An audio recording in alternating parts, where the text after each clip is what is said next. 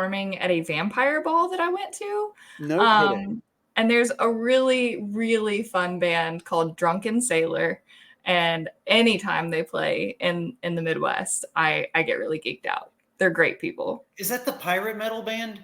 I don't think they're metal, but they play like sea shanties and like everyone goes full pirate for their concerts. I gotcha. That's fun. They're officially on my list of bands to check out. Yeah. Well, we should probably start the show like professionals because that's what we try to be. So we are with our special guest tonight. She is Katie from the Boo812 crew. And she is joining us from somewhere in the Midwest. Now, I do want to give a special shout out just to some new listeners that we have. So we have new listeners in Ireland, New Jersey, New Mexico, Alabama, and Delaware, which I think is pretty cool because we have listeners in half the United States and in 7 different countries. Wow. And it's just a fun little thing. Our little show's growing. Now, Katie's group, the Boo812 group, they are a paranormal research and entertainment group. And they like to bring an academic approach to paranormal events, and they are known for their ghost tours. Katie, do you mind jumping in and just giving a brief introduction? Yeah, sure. So I'm Katie Glesing. Sometimes I go by Katie Jo, depending on how many Katies are in the room. And I also am the director of Boo812. It's 3 of us ladies who have been doing academic paranormal research for about the last decade. We have about 8 to 10 scholarly peer-reviewed research articles that we have been the data collectors and field researchers on.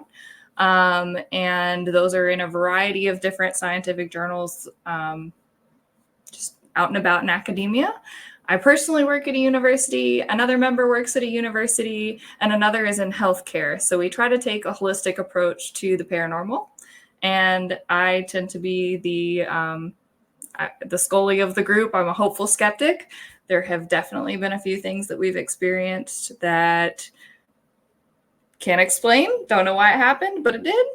And we've been on about, I think, over 60 investigations and do tours of 2 universities and a town here in the Midwest. And for the record, I'm just north of Louisville, so I'm in a really small town in southern Indiana, but work in Louisville. Well, I like that you described yourself in terms of X-Files characters. Yeah. Oh, yeah. That's fantastic. Since I got the Fox Mulder haircut, I was just going to be like, I disagree. The truth is out there. I know it is. But, so we don't do a lot of videos, but Dan and John just they had a very long haired phase and they just came out of it. They go in hair cycles. So yeah, it was a stark difference between Dan a week ago and Dan today. Yeah, like you said, there's not many videos, so I'm trying to lean up a little more forward because you 2 looked much bigger than me. So, well, that's mostly because my head's giant, Dan. Yeah, this is true. There's a lot of information in there. Yes. So I wanted to ask about your education. Now, you were. I'm coming off this memory off of another podcast you did. You were a comms major, and now you're currently doing what, an MBA? Yes. So go ahead. Just to add to that MBA, so I was a communication and public relations undergraduate major. And now in my MBA, there's an opportunity to do a special project with that MBA. And my special project for the last 24 months of the program has been paranormal edutainment. So I really kind of wrapped the paranormal back into it too. That's what I was going to ask about, because I was wondering how that was going to be enveloped with your college education. I didn't know if it was kind of like it was involved in what you're doing, or if you were like the Ghostbusters where you actually work for a college, but you're doing this on the side. Kind of both. It's definitely a side hustle, but Boo812 is a nonprofit. And as with any company, there's a lot of paperwork that goes into that and a lot of like rules and regulations you have to follow. So figured an MBA would be a good way to go. That's fantastic. I like your logic there. How do you think I actually have a couple questions on this line. How do you think the comms major helped you? Well, while when you you're were going through this?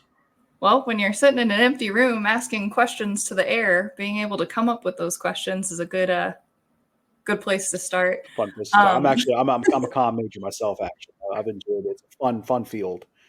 yeah, Um, and I would also add to that and say that like when you get into some rigid academia, it is hard to like civilianize that conversation when everything is like graphs and like measurements and all of that. Being able to have somebody who can take academic research and make it less jargony and digestible to the public is great. I was actually going to bring that up. I hate it. I really do. I'm working pretty soon. I'll be working towards a PhD, and reading the required material for that just makes me want to rip my hair out. There's no pros. It's like, here's your formula, here's our study. Oh, and by the way, here's a conclusion, and it just drives me crazy. So I'm glad you mentioned that, because I've Yeah. spent too much time reading meta analysis recently. Now, when you went into your MBA, like your interview for your grad school, like, did you go in and just say, "Hey, I'm here to do weird shit," or like, how did that interview go? Yeah, so kind of. And actually I filled out the application to start on my PhD today, so fingers crossed that goes in. But I work for the department at the college and everyone really pushed me towards it. So I'd been working there for a few years and my boss was like, "Hey, you're in this department anyway. Like why not get your MBA? You want to That's do pretty all these cool. cool things." And like I'm lucky that like my peer group is so open-minded to that I actually did you all watch Tiger King? Most of it. I got to I want to say episode 4, and then that guy wrote that song, "A little bit of meth and some tigers makes a grown man gay," and I was, well, that's all I need to I know. uh I was So familiar with him before the show because he was on an episode of Last Week Tonight with John Oliver. Like he wasn't on there, but they talked about him. And then I followed his presidential run in 2016 and all of that. So when I saw the Tiger King come out, I was like, oh, I know this guy. Yeah, so I worked at one of those sanctuaries for 8 years as an exotic animal caretaker. So I was like training tigers and hyenas and primates. And I actually started my MBA with the angle of doing exotic animal litigation and exotic animal trade business. Because in Indiana, you can basically own anything. There is nothing off the table. You can go purchase an animal, and I'm not going to reveal the website because it's people do what they do. yeah, that's our 75 listeners don't actually need to know that information. I didn't know Just that that it about exists. Indiana. I thought it was a pretty straight laced state because I lived there for a little. I lived in Fort Wayne for a little while, and I just remember you couldn't even get beer on Sundays. You couldn't like. Oh, they fixed that. You did?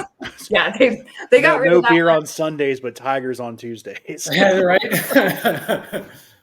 Yeah, like you can basically just go get a hyena for $3,000 and keep it in your backyard, and no one's gonna ask any questions. So Indiana's very strict about certain things, but exotic animal regulations are not up there. So I started my MBA with the intent of going in that direction. But as I started asking questions for my courses, no one would talk to me because all of the ongoing litigation post Tiger King um, made people really quiet about it. So I decided to switch gears and I was like, I'm Spooky Katie anyway. Let's go ahead and do Spooky Katie stuff for this whole project in each class. And here we are. That's a fun pivot. It just so happened that, the world caught on to Tiger King at the right moment, and it just ruined your educational experience, but you were able to capitalize on it. That's great. Oh man. So, while before we get into some of the other stranger stuff, I was looking at your bio, and you mentioned having invisible illnesses and how you've had to struggle with that. Um, I've dealt with physical issues and mental health issues. One of the downsides of being in the military is your head gets kind of fucked up. And I remember, like, there was an insurance agency that I was working for, and one of the ladies just hated me. and she would just walk around slamming books and shit. And it's like, dude, you just suck. Like, you walk up behind me and just slam a book. And I see that you're an advocate for a few different things. Can you talk about some of the steps you're taking? Yeah, so I personally have Ehlers-Danlos syndrome, hypermobile type, and like we have our own little gang sign if you can do that, or like I don't know if you can see, but my knuckles move completely off of my hand. Dude, that's wild. Yeah. It's freaky, but then everything is hypermobile to a fault. Okay. Did you say you're missing a knuckle? Yeah, I punched something really hard when I was younger, and it worked its way out through the skin. So that was a fun thing. It's what I like to call poor healthcare. So I have 4 nipples. That's because we're from the South, so you got to learn these kind of things happen down here. the water's weird. Yeah. 4? Yes, I do. You have exotic animals. We have exotic Dans. Yes.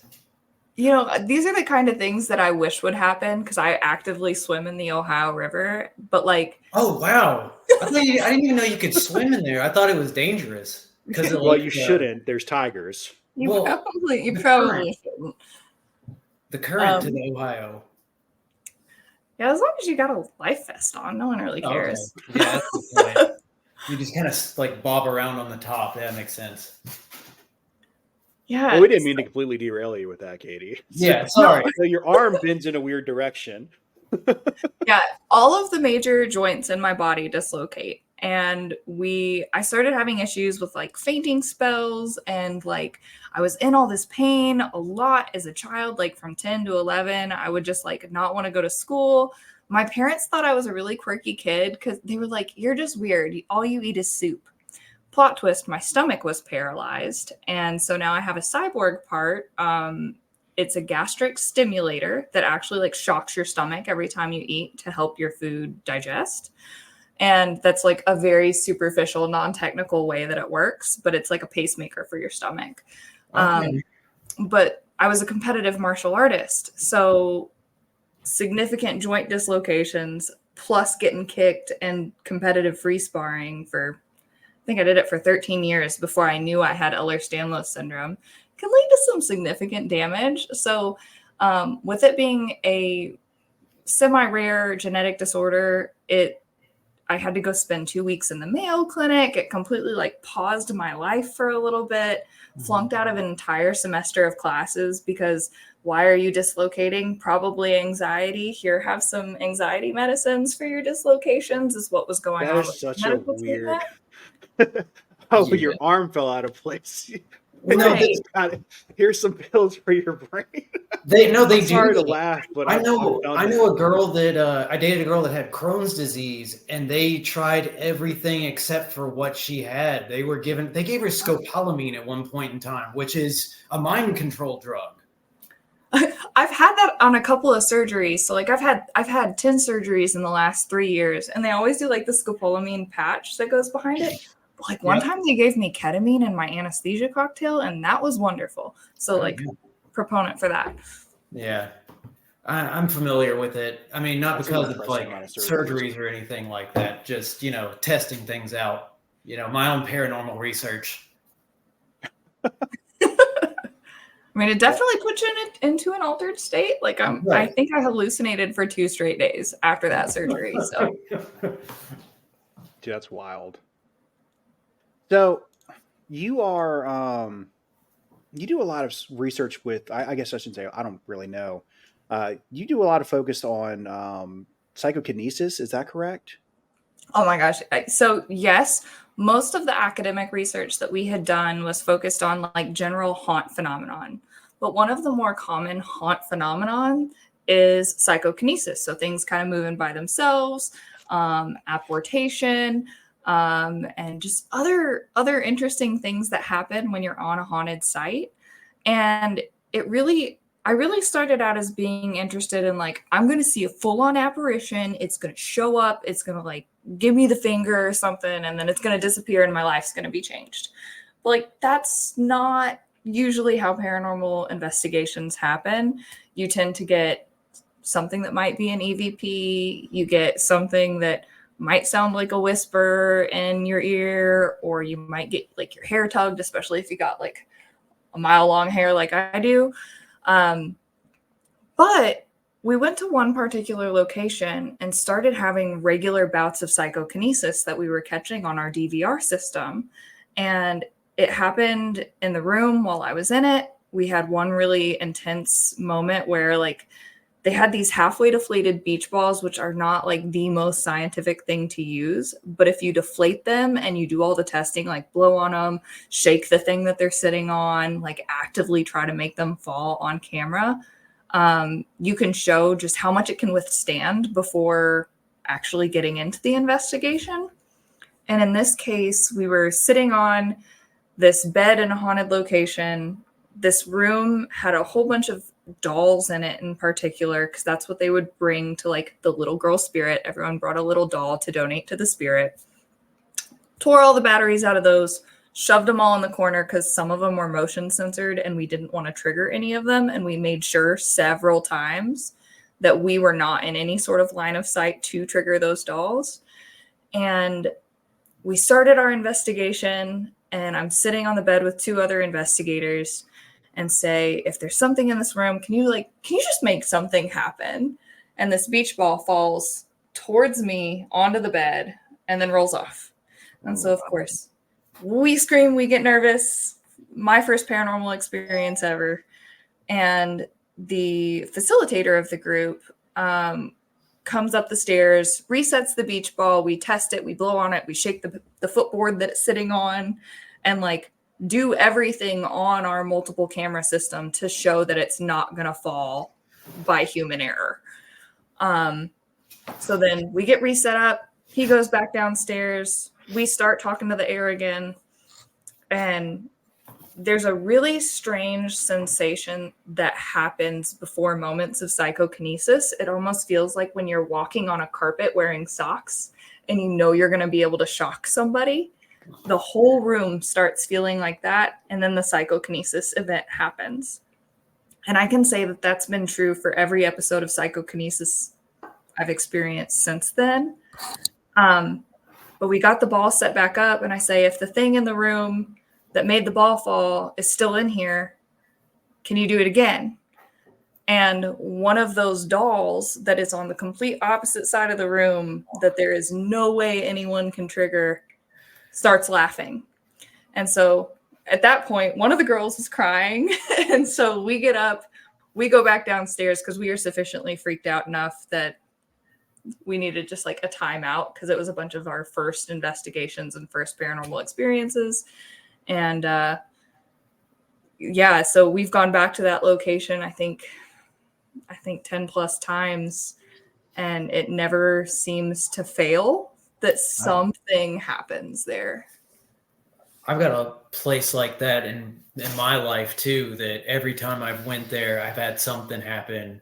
And like, I was on the skeptical side too. I don't know exactly where I fall on that line now. I've seen some things that have made me question, but at the same time, like, I also wonder like if like maybe we're controlling it with our minds, So because of that exact thought process, I've started setting up little, I don't have my kit in here. The little PK wheels. So like it's like a toothpick on an eraser with a little square spinny thing in a cloche. So that way you can blow on it, you can shake it, it's not going to move. But like, it's an experiment that they have at the Rhine Institute from my, so we went to the Rhine Institute when I took the parapsychology course in my undergraduate coursework. And from there, they taught us how to make psychokinesis wheels. So that's one of the things that we actively want to start researching. Yeah. Are they trying to like, so like with the Rhine Institute, are they trying to make things to kind of disprove or prove the paranormal? So you can't disprove a concept.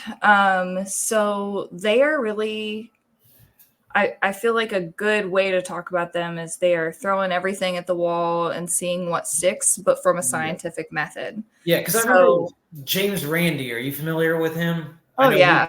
He's a skeptic that, he wanted to disprove all of those people out there. And then like he would offer $1 million to anybody that could actually prove that it was a real thing. And as far as I know, I think he died without ever having to give that fortune away. Right. And I can't remember exactly what the stipulations of his money giveaway were, but there is research from the Journal of Parapsychology, the Journal of Alternative Science, the Journal of Scientific Exploration, and like 10 others in multiple different countries that have shown statistically significant results when it comes to ESP performances. Now, that's not necessarily I can predict when XYZ is going to happen, but if I pull out all these Zener cards and you are statistically right more often than you should be, I mean, that's still scientific research that says, hey, something's happening that's worth looking into here. That's actually where the foundation of J.B. Ryan's paranormal investigation started. I do want to jump in, though, for those of you who don't know what the Ryan Institute is. It is located in Durham, North Carolina. It was founded by J.B. Really? Ryan, who was it's right in our backyard, dude. I had no idea either. Wow. He was a botanist, but he's also known as the founder of parapsychology. One of his books is widely considered to be one of the first meta-analysis, which is a fancy term for he compiled a bunch of data and that was previously unconnected and analyzed it. Now, like you said, Dane, I was completely unaware of this, so I looked it up a little bit. And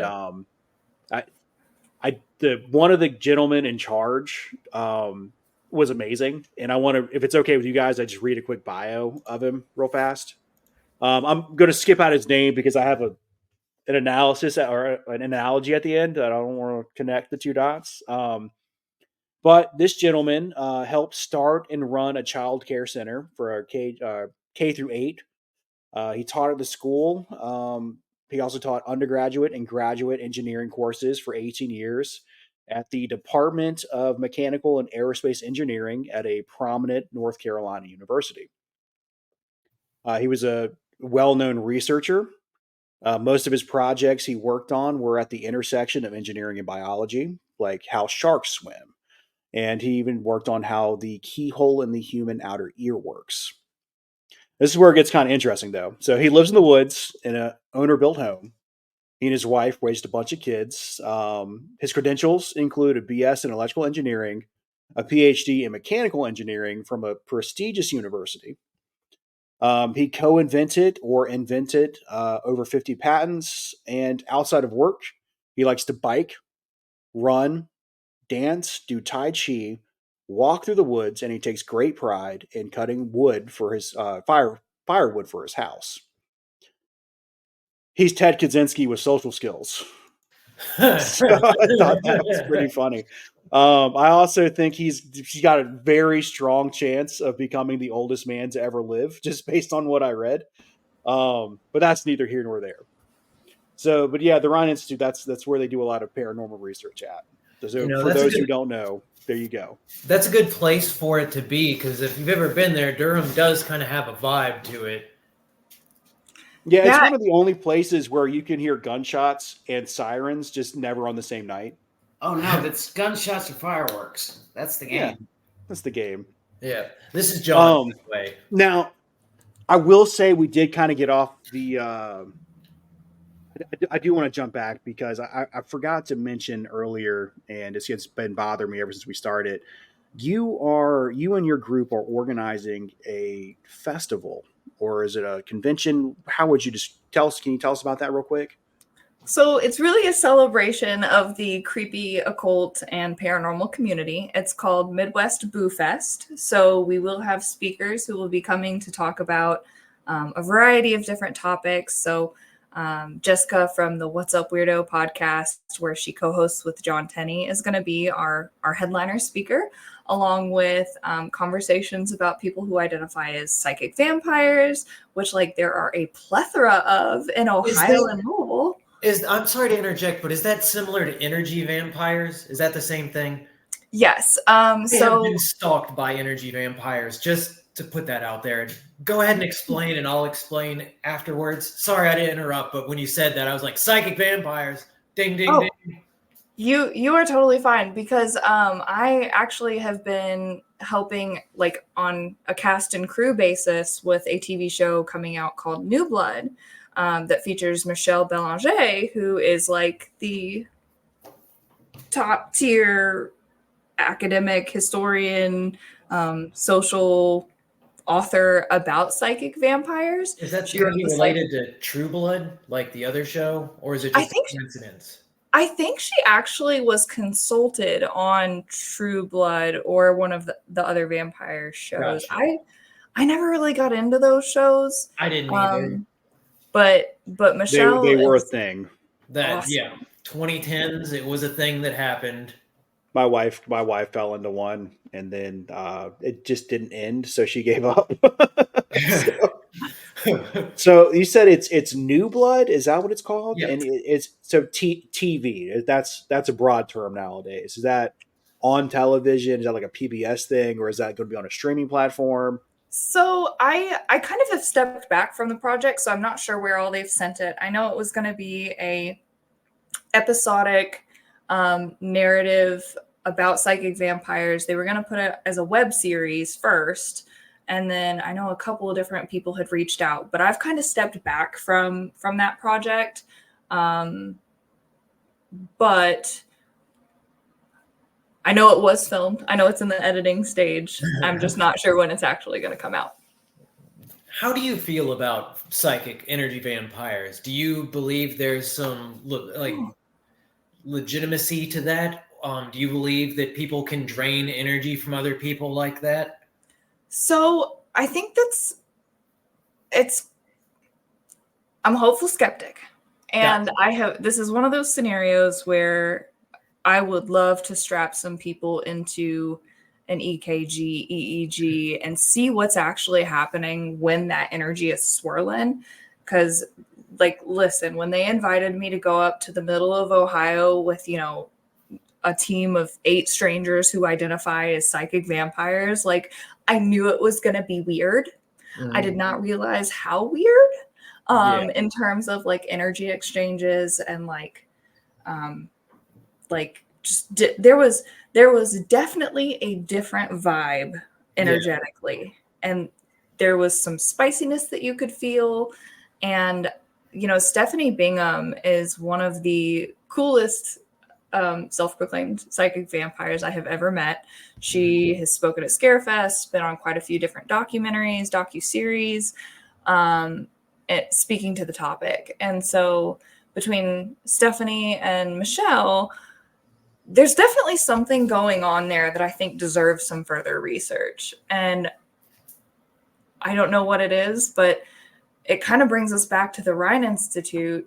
They did a study on people who entered meditative states. So people who were regular meditators, martial artists, people who practice Qigong and other energy healing methods, and they actually went bioluminescent. So like we know there is something going on with those kind of energy clusters or energy exchanges. We really just don't know what. When they did the study, do you know if they were using sensory deprivation or anything like that to kind of help as a conduit to reaching that plane? No. So that study, they ended up just putting people in their own comfort zone, but in a completely light void room. And so I'm not sure how they like filmed it. I'm not sure of the specific methods, but it was like they had a double mirror that didn't allow light to go in, but could still see what was going on. And they measured the light with meters. But the people did give off light. It probably had some type of UV camera going on in there. They did. Oddly enough, it's a fun fact I shouldn't know, but flying squirrels actually emit some bioluminescence. I didn't know that either. That's neato. Yeah. So sorry, go ahead, Dan. Way to go, man! You impress me every day with something I didn't There's know. always something. Yeah, I've got my son. His main objective in life is to argue about everything, and we had a conversation about flying squirrels, and he didn't believe they existed. And I don't know, 3 hours of my life arguing with a 6-year-old at the time. flying squirrels were real. I can back you up, Richard. Tell your son we had one as a pet when I was a kid that we found it in the toilet one morning. It had crawled through the plumbing and up through the toilet, and my mama looked in there and saw him swimming around. So we kept it as a pet for 3 months. And one time, like my dad had one of those little hamster balls, and I rolled it across the house, and it popped open, and we had to chase a squirrel for 4 hours.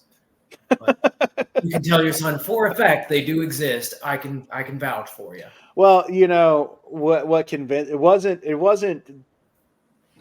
the videos of flying squirrels. It wasn't the documentary that we watched about flying squirrels, which is where I learned that they have their own bioluminescence that you can only see with a certain camera. Right. It was a show on PBS that were involved their main characters turning into a flying squirrel. That convinced him. So shout out to PBS, I guess. Yeah, so maybe the Ryan Institute should get some squirrels in there and compare the two.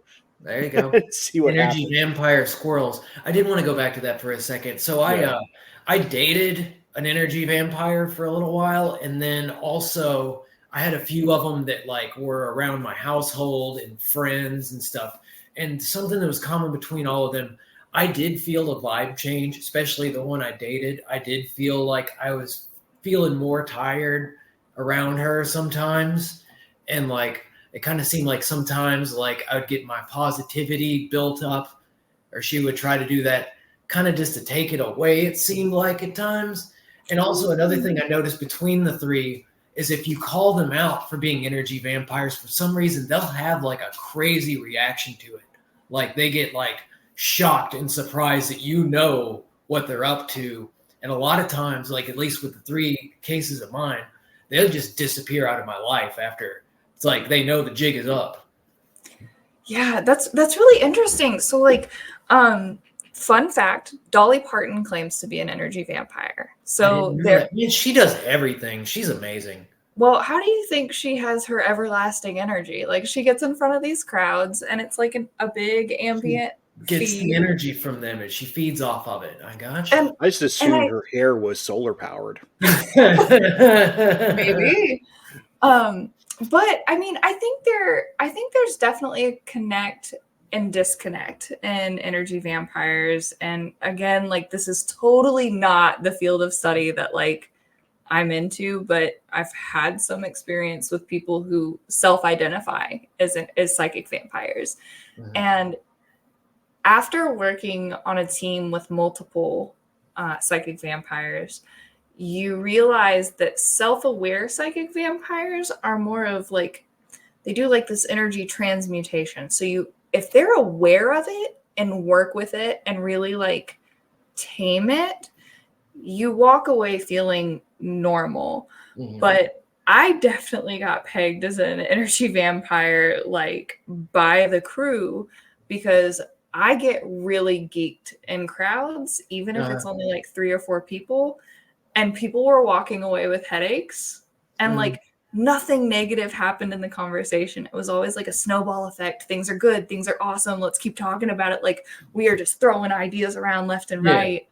And everyone walks away feeling really buzzy. And then it's like the next day you're hungover.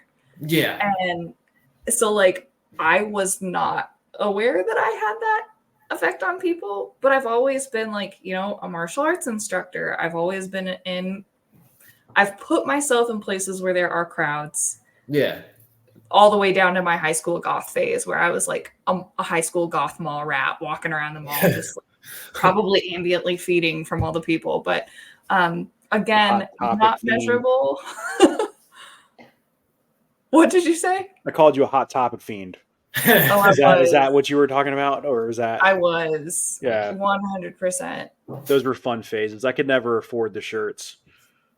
Do you have a pair of trip pants? No. Are those the my ones shopping was secondhand from my cousin who was not into the same things I was. So. Are they the ones that have all the chains and stuff on them? Are those the type of pants you're talking about? Yes. Talking about, yeah. No.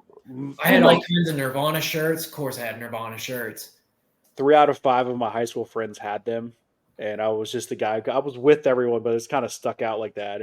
Yeah, it's an interesting thing. I was just like a normal person hanging out with everyone, and they're all like black hair and everything. It was fun. So like funny roundabout back into the invisible disability kind of thing. I went from like edgelord middle schooler with a pair of trip pants to full on steampunk dressing Victorian goth. Oh wow. So I wore corsets all the time in my little, like there were 78 kids in my graduating class, and our high school was in the middle of an actual cornfield. So like I was showing up every day in corsets and bustle skirts because I was an edgelord teenager. Mhm. But it saved me from developing scoliosis. And Oh wow. now that I have stopped wearing those and like opt for, future Oh. ghost sweatshirts, like my doctor was like, I don't think you realized how much damage you saved yourself by going through because you're wearing that and it's pushing everything up, so you're pushed up like this, and it's and your keeping posture. I gotcha. Okay. I'm Your from a shirt is town. fantastic, by the way. I didn't know it said Future Ghost on it. That's a wonderful shirt. Thank you. I'm from a similar type small town in Tennessee, so I got what you're saying. They had a parade whenever they had a McDonald's put in the town and a stoplight. So those small towns, and that's quite, that's cool of you too, to have like the kind of character like that too, because a lot of times in those small towns everybody looks the same and you don't have anybody that stands out in the crowd. So really interesting. Thank you. So Richard, you got anything about energy vampires?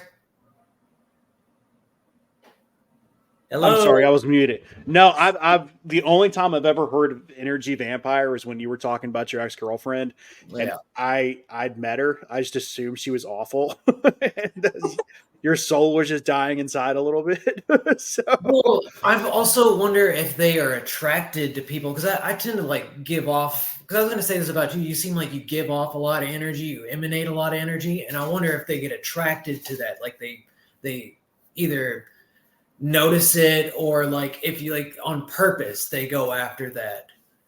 Oh yeah, because they're also very very much energy sensitive too. So like the theory behind it, and again, this is totally out of my wheelhouse. This is like a total side project that has nothing to do with any of the academia that I'm really more versed in. But reading the Psychic Vampire Codex gives some really good insight into how different people experiencing psychic vampirism process energy. And so in the same way people are B12 deficient and might get like really gaunt or like feel sickly or fatigued, these people process energy in a different way, and it just doesn't, there's not enough. So they seek it elsewhere. So like I have to give myself B12 injections once a month. Energy vampires need to go to a concert or be around a certain type of group of people. And honestly, like if I am an energy vampire, my preferred flavor of energy is CEO energy. Like I love being in rooms where it is like people from the community building business. Like business energy is what I really vibe on. Gotcha. a fast-paced decision-making, brainstorming Oh, yeah. situation. Yeah, that's a fun setting. Well, So what do you think? What do you think is? Let's start back. How did you get into paranormal research? Let's start there. I know you mentioned an undergrad course, but I mean, is this something you like were always into, or did it really start there? Yeah, so my parents are weirdos, and I appreciate the hell out of them for it, because like our comfort movie when I was like 5 was The Lost Boys. Like we were really geeky, nerdy family. And I have 2 deceased brothers. They were born a year after I was. One died on my first birthday, and the other died a few days after, just Sorry to hear that. being premature. Yeah, that's sad. I'm sorry about that. Yeah, I was 1, so they've been gone for as long as I can remember. But there's been just kind of this air of death care in our family. So, like, my dad's a teacher. My mom's a bookkeeper, and neither of them are in the death care profession. But we have a large family, so it's like we were going to a funeral every year. Like the funerals were places where our family partied because we were such a big family. Right. And so because our family was so big, my mom was really into genealogy and started getting on Find a Grave and taking us to cemeteries as kids. And she was just like snapping pictures of people's headstones. And then some weird stuff started showing up in those pictures. And we kind of just spiraled down the rabbit hole of paranormal stuff together.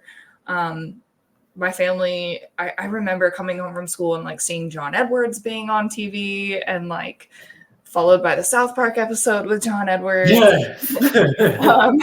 That's one of my favorite South Park episodes. That's a good one. There's a lot of people that give him a lot of like hate for like the way that he kind of manipulated people a little bit in the audience. Like some of those people really, really, really were believing in that, and they were really counting on him. And it's kind of like, from what I've heard, the way they do that, it's kind of similar to card counting or kind of tactics like that. Like he was using that manipulation like that on them. Now there are people that are really into that, but he himself, it seemed like he was kind of manipulating his audience a little bit. At least maybe not all the time, but there was some times he was doing that. Have you ever seen one of those like group session psychic readings gone wrong? I think I've been to one. Yeah. So it looks bad. You get to tell us about that situation if you don't mind me asking. Yeah. So when I was in the parapsychology course, so it was a really unique course in undergrad because it was like 6 upper level research psychology credits that we were getting for a summer class in parapsychology. That's incredible. It was awesome. And like, if anyone gets the chance, it was Indiana University Southeast that offered it. And I know that there's like, I just competed in a 3-minute thesis competition in my grad studies about this. There's about 17 different universities in the United States that actively have some sort of perceptual studies or parapsychology track. I was going to ask you about that. It's really cool. The first part of our class was textbooks, learning about it. I'm in the process of a move, so I think my textbook is actually in our storage. I just moved, and actually, speaking of that, sidetracked real quick, is that's one thing I've noticed about the psychology of moving. It seems like every time there's just harsh vibes on everybody, and even still, this move too, we couldn't avoid it. The big fight came in the middle of the move. Like, I don't know if you've had to move a lot before, but it's just no matter what, you can't avoid it. There's always collective stress. Yeah. It brings out the worst in everybody. Yeah, I hate moving. Yeah. I live about 45 minutes from the nearest city and can't get pizza delivered. So I'm really excited to move back to a place where I can have like food delivered to my door. Yeah. So have you guys seen Resident Alien by any chance? Oh, no. Not yet. I want to though. Okay. There's a great pizza joke in there. I'm not gonna bring it up, but you guys should definitely watch Resident Alien. Gotcha. It's worth watching. So it's on Netflix right now. I believe it's a sci-fi show, but it's at least watch it on Netflix. You'll either be very, very into it, or it just won't be for you. There's no. So you're talking about the universities. You said there's 17 or so. Yes. In the United States, that's not counting the ones that are in Europe, Australia, Asia, like, and in some other countries, they don't even divvy it down to parapsychology because it's part of life. It is a study that they have accepted. We give it parapsychology because we are othering it. Yeah, or we call it a pseudoscience or things like that. Right. Do they have in other continents? Do they seem to have more prevalence to them? Like Asia, do they have more studies on that? Or so Asia, I'm not too sure of. I am more familiar with Australia and Europe just because we've been published in some of their journals. So the fact that they even have a parapsychological or an expanding science style journal shows that they've got interest in the field. And I think globalization, so access to watching like Hulu shows, about paranormal stuff. As that spreads and more people have access to seeing it, the interest is growing, and so are the universities offering it. Actually, at like my university, there's an entire honors class dedicated to criticizing Black T-shirt ghost bros on TV. Yeah. Wow. So like the Ghost Hunters, Ghost Adventures, all the kinds of ones that you see streamlined. Go back to college. Sounds like college has gotten really interested. It's so fun. It's so fun. College is it's very, and going as an adult is very different than going when we were like 18 or 19, dude. It's you actually care about what you're doing versus like, okay, yeah, we'll just get through it. But I did want to ask about, I shouldn't say that. I do want to kind of push back on othering it. I actually believe that there are a large number of people, and I guess this is true of any capitalist society, who are firmly taking advantage of the field.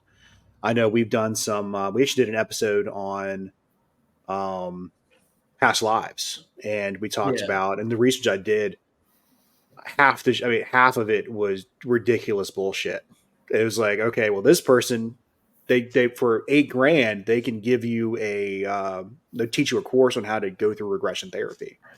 It's like, okay, but on the other side, we also have professors at, it was either Virginia Tech or Virginia, one of the two, that were doing actual measurable scientific data research on it. And so it's hard to distinguish between those two. Right. Now, is that something you've run into in explaining yourself or going out into the world doing like ghost hunts, things like that? Absolutely. Because I mean, there's not only like the academic culture behind it, there's religious and societal culture behind it too. Mm-hmm. So I'm going to tell you right now, not everything's a demon. Like it just isn't. Statistically, it can't be. Right. But like, it's kind of the difference in what you were explaining. The documentary series on Netflix, what is it called? I think it's called Surviving Death, has a wonderful section about studyable reincarnation statistics, where they take these kids who are having these experiences tied to other people who have since passed lives. Yeah. And I think that's different from like past life regressions. And like being in this field, you do talk to everybody from people who truly believe that in their past life they were some sort of holy person. But then you also kind of get into those religious extremists who are like, in my last life, I was Jesus, and you better believe it. And we're going to start a cult, and I'm going to be right, and you're going to be wrong. And there's no text to verify this throughout history. Oh my gosh, I lost it in the fire of Alexandria. Like, how convenient. And I think it's really important to view things from a skeptical lens, but not a pseudo-skeptical lens too. Right. If there is repeatable, measurable, statistically significant evidence out there, we should do more research on it. We should encourage more learning about it. And honestly, back to the Rhine Institute, Louisa Rhine, J.B. Rhine's wife, was amazing at that. She was one of the key people studying psychokinetic research prior to the Cold War. So a lot of what we know about psychokinesis and different studying methods of parapsychology are actually not JB's ideas, but Louisa's ideas. So really cool founding mother of parapsychology too. Well, it was back in the day where women just weren't allowed to have credit. So, right. Yeah. Like, actually, slightly off topic, I won't go too far off of it. I actually just listened to a podcast about Ponzi schemes. And the first Ponzi scheme was actually done by a woman stealing money from other women because she created a bank specifically for women. And then Ponzi comes along 2 or 3 years later, just copies her thing and steals a bunch of money from people. But gets the name rights. Objectively, it's a better name than what her name was, because I forgot what it was. But it's still, it shouldn't be a Ponzi scheme. It should be a whatever scheme. I was also going to add to what you were saying about the during the Cold War, we also both sides threw a lot of money into this type of research too. Like, and a lot of it was like done on the black books and things like that. But it's like, I've looked into that. There's so much money they spend on both sides into research and telekinesis, parapsychology, all of it. Yeah. Even And ghost and alien part of it too. And though I would say 90% of the experiments that they portray in Stranger Things in the last season where they're showing 11 like doing all the cool stuff, those are all based off of real scientific experiments that we did.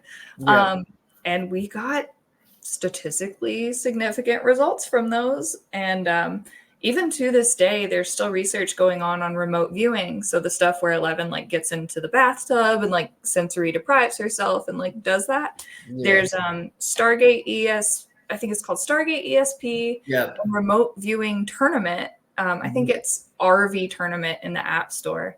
Both are really fun to do and have resulted in some really cool research. Yeah, they tested with the psychics too. You could even kind of say MK Ultra in a way is kind of in the same ballpark. But where do you fall on near-death experiences with people? Well, I've never had one, so I'm hoping to stay away from them. I have, but I kind of question it myself. Like, are you in a dream state? I know your body, when you die, does release DMT, so it seems very likely that could be the case. And then I'm wondering, like, you losing body temperature, just where you are in the room and stuff. I just didn't know along your research what you've seen with near-death experiences and what people say and how it's affected what you feel or think about it. Yeah, so that tends to be one of those topics that is on its way out from parapsychology and moving its way into end-of-life care, hospice care, and neuro research. So at my university, we actually have a team of researchers who captured the first person dying in an MRI. So they caught the whole process of the brain activity as the person was actively dying. And it's, I don't want to be weird about it, but like, it sucks that they died, but dude, there's awesome. No way to not be weird about fascinating. That. Right. It's science that we need, right? But it's also like the first anatomy and physiology guys were digging graves. So, I mean. Right. And obviously, whoever it was, they were dedicating their body to science for this. So it is very fascinating and amazing. I think they were actually just going through like a routine MRI to see what was going on. I digress then. I digress. What is it? Happy accidents? Is that what Bob Ross says? Like, it was a not so happy accident. We're gonna put a happy little MRI. Dude, that poor psychologist. Oh my god! They took the CPR class, but But like, to talk about end of life care though, like it is one of the, again, parapsychology is like this big umbrella that things move out of as we figure out what's going on. Right. So there is Nurse Hadley is her handle on, I think, TikTok, Instagram, and all that fun stuff, has wrote a book called The In-Between, and the topic of what people from all different backgrounds experience as they are in active death states. So like, you get the surge of energy, you start talking to people who aren't there, but are very there to the person who is dying. Like there's these similarities that are across cultures, across religions, across age ranges, that everyone seems to experience if it's not like a sudden death. And then even with the sudden deaths, friends and family members report getting phone calls from a person and then find out that they already died. And that was one of the big parts of the parapsychology course. Yeah. That happened to you? Yeah. After my mother passed away, we got strange phone calls from numbers that shouldn't have happened. Same with like when my grandfather died too. Another thing that I had happen was I was sleeping and I got a knock on the door to my bedroom, And then I get up to like, I'm like, yo, I'm sleeping, leave me alone. I realize I'm the only person in the house. And then I got a call right after that for like a job interview. And so. Did you get the job? Yes, I did. Awesome. Also, like something that would happen is like our dog that we had used to run circles around my mother when she'd be walking through the house, and the dog would still do that after she passed away. Yeah. Wow. Like walk in circles around your mom, or like where she would have like walked around, like so like she'd be walking through like the hallway and the dog would be walking circles. The dog would still do that after she passed away. Whoa. Yeah. So there's things like that have happened that have made me wonder. And then like after my daughters were born, I had some things happening. Like I remember the baby monitors would just go off and make all kinds of crazy noises. And then like one time, it was actually the anniversary of my mother's death, and we're all in the kitchen, and all of their toys started going off and making noise until my father left the house, and then all of it stopped at the same time. Whoa. Yeah. And that's a unique thing that it's like, it's one of those things that you hear reported by people. Yeah. But it's very difficult to actually study because like how am I going to get into your house and know exactly when that's going to happen? Well, I was thinking, a lot of those toys are motion sensor. Maybe it was the air conditioner coming on or something like that did it. It's just it was a weird coincidence. But then one thing that made me like stop in my tracks, because I come at things like Scully did too, is the mother of my kids. She was going outside to do laundry. I saw a bucket come off of the wall, change directions, and hit her. And I was like, well, I don't have an explanation for that one. But to tie into what you're talking about, someone in the household was on bipolar medication and other types of medications.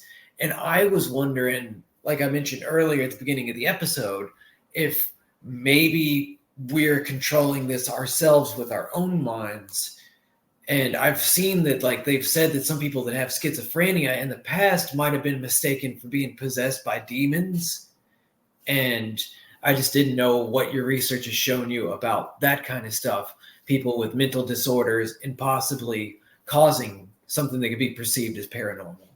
Yeah, so I personally am not a psychologist or a sociologist, but in these kind of conversations, like I feel like you kind of touch all the bases when you're talking about topics like this. And it's really interesting the way that cultures adapt to disorders such as schizophrenia. Some people make them, religious or holy people in their civilizations, and some people like us throw medicine at it until the problem goes away. Yeah. And that's debatable on how ethical we are being versus how ethical they are being. And like it gets into this big ethical snowball of what is actually going on and what is best for that person. But I do think it's interesting how we've talked about like energy vampires and influencing energy that way. Yeah. We know that there are some people like have you all ever heard of Nina? And I'm going to butcher her last name because it's Russian. It's either Kulagina or Kulagina. And I've heard it pronounced both ways multiple times. Uh-huh. I've never come across her before. I haven't heard her name. Tell us about her. So Nina is like bad babe of psychokinesis. And back in, I think, the 1950s, researchers from all across the world gathered around to study her abilities to move objects that were completely encased. So they'd put like a little metal ball or a screw or a pencil or something in a case, something that had enough resistance that it was going to be difficult to move and that she couldn't doctor. And you had teams of German scientists, you had teams of United States scientists, you had teams of South American scientists all gathering together and putting her in a lab. And she was reliably able to make things move. And there are videos on YouTube of her working her psychokinetic energy and making things move. But then it got to the level where she stopped a frog's heart. And Oh, wow. I think that is one of those situations where it was like, okay, did she stop the frog's heart, or did strapping the frog into a strange scenario and freaking it out sufficiently cause it to have a heart attack? Either way, the frog died. What caused it, we don't really know. And there is a prominent division in haunt phenomenon researchers of, okay, is the poltergeist the 13-year-old kid, or is the poltergeist a dead thing? There's no way for us to know that. We can just say, hey, this phenomenon is happening. It seems to be tied to this or this, or it seems like it's not tied to anything. And I saw that you all had covered the Bell Witch. Did they talk about psychokinesis at all? I'm from where the Bell Witch is cool. located in Tennessee. That's where where I used to live. I never went there, but all of my family has. And I don't know. We may have touched on it a little bit, but I'd like to hear your take on that. Actually. Yeah, so when we did that topic, that was mostly just telling the story. The lore We of it. did look at some theories. Yeah. I don't recall psychokinesis being one of them, though. I remember laughing a lot at some of the sillier things in that story, Yeah. but I don't recall off the top of my head. I do want to give a quick shout out to Nurse Hadley, though. I just did a quick look, and I don't want to forget about it later. Her book's called The In Between: Forgetting Encounters During Life's Final Moments. It looks like it's a pretty cool book. So thanks for bringing that to our attention, and listeners, check them out. Go ahead, Bell, witch it up. Yeah, and also the audiobook for that book is phenomenal, but like have tissues nearby because it is very intense and it will be very sad.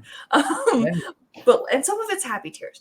But in terms of the Bell Witch, funny enough, like, have you all been to the International Museum for the Paranormal in Somerset, Kentucky? No, we actually have been talking about doing some adventure trips. However, our overlaps right now have We're not trying lined up. They're moving. I'm working on graduating. There's kids. It's fun. We've got a few trips mapped.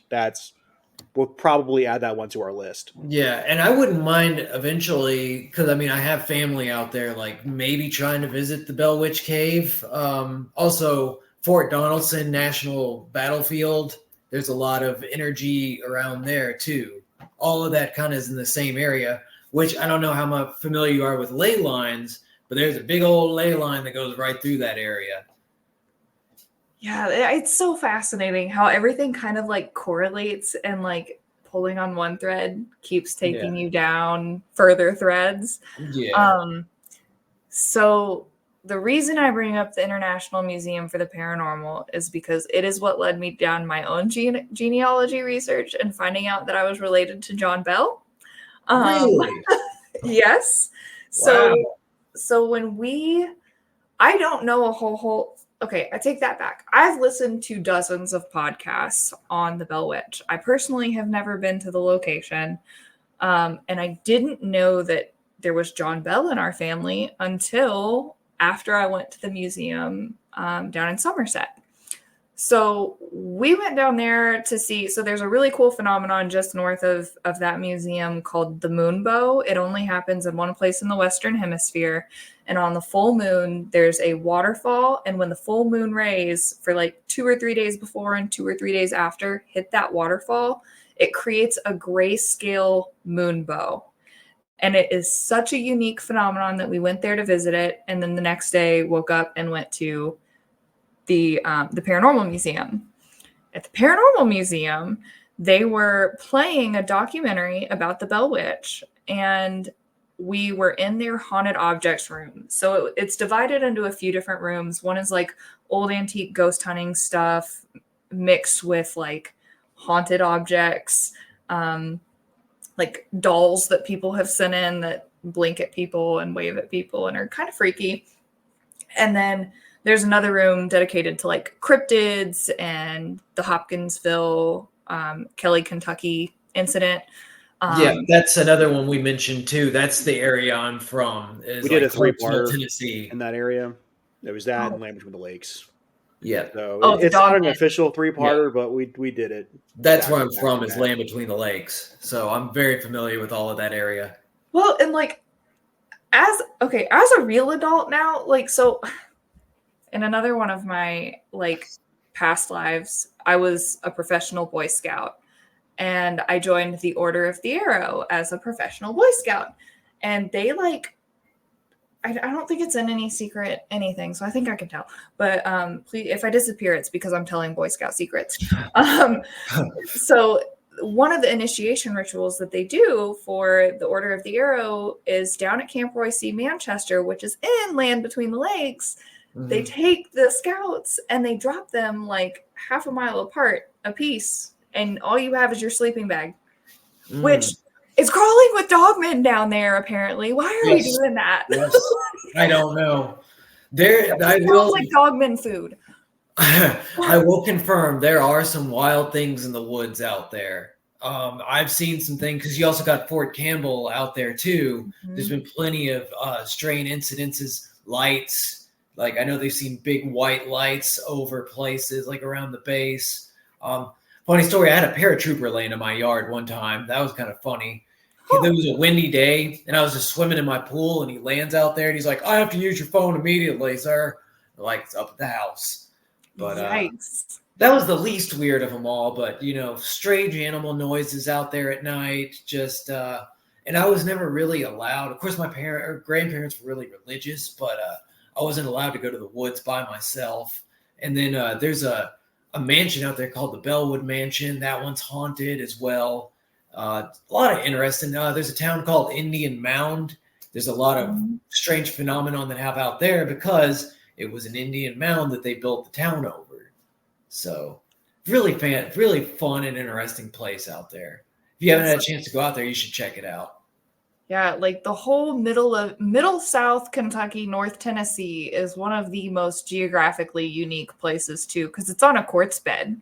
Yep. And when you put the, I don't know if y'all are familiar with the Pennyroyal podcast, but they go into some pretty deep detail about the quartz bed, the cave systems, and the relationship between those concepts and the rate of mental illness in the area. And so they kind of do a correlation between, mental illness and being located on top of a quartz bed or on top of karst. So could the energy be affecting the energy that's stored? Because I believe crystal quartz and stuff stores energy, or it can like. So that's one of those things that I'm like, I'm not a Rocky woo-woo girl. I'm a ghost woo-woo girl. Gotcha. But there's a lot of theories out there, and I guess that's why Boo812 was founded, is because there's all these crazy concepts that are not that crazy when you start looking at the data. Yeah. And there's this horrible like stigma behind people who study this, and people are afraid to study it because they're afraid of getting labeled that crazy person who thinks about ghosts, when in reality, hey, there are mountains of data. We have GIS surveys. We have hospital records. We have all sorts of data that is just living out there to be analyzed and to figure out, correlation obviously is not causation. Right. But we can look into it. Yeah, there's nothing wrong with that. There's a really fun website out there that's got interesting correlations. I can't for life remember what it was, but there's one on there like robins fly south every time Michael Keaton stars in a movie. I mean, it's real weird, like weird things. It doesn't make sense, but I've heard the whole point is correlation doesn't cause. Yeah, I've heard that dogs poop magnetic north. That's one that I've always heard, and I've tried to figure that one out, and I can't. I mean, that never had a lot of time watching dog shit, dude. Yeah, right. Some questions aren't worth answering. That sounds like one of them. I don't know about that one. That one, I could want to know. I would want to know why. But I mean, that's still science. Exactly. You could still study it, and you wouldn't be considered a parapsychologist, and people probably wouldn't call you crazy. They'd probably say, that's a little bit of a weird topic, but like, sure, let's file that under, zoology, or let's file that under biology. Well, there's always been a scientist when you think about it. There's one scientist out there that's dedicated their entire life to something like that.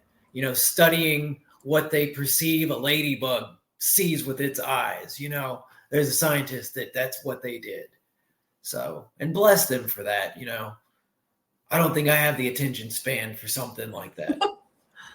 Now, we don't have a ton of time left, but I do want to ask what your opinion of the Bell Witch. What do you think that was? I know, obviously, speculation, but where do you fall on that? That's hard. That's a really hard question because there's a lot of factors that go into the Bell Witch. There were a lot of witnesses. There was even like a president and a vice president came out and saw. One of our favorite historical figures, Andrew Jackson. Mm-hmm. He had a shootout, and one of his people had a shootout with him. That's one of our favorite fun facts. Yeah, he was scared. He was like, I don't want to ever go back to that place. And to scare Andrew Jackson, that's got to be a pretty tall, scary figure to deal with. Yeah, and like in one of our research field sites, we had set up a camera it's an IR camera. You can't see what's going on that camera with your naked eye. And we very clearly had 6 figures that were about 7 to 8 foot tall walk into a room and walk out of a room. And you can very clearly tell that they are humanoid walking figures. But like we wouldn't see it with our naked eye. So there's a part of me that thinks that there is certainly something happening and we do not have the methods to measure it yet.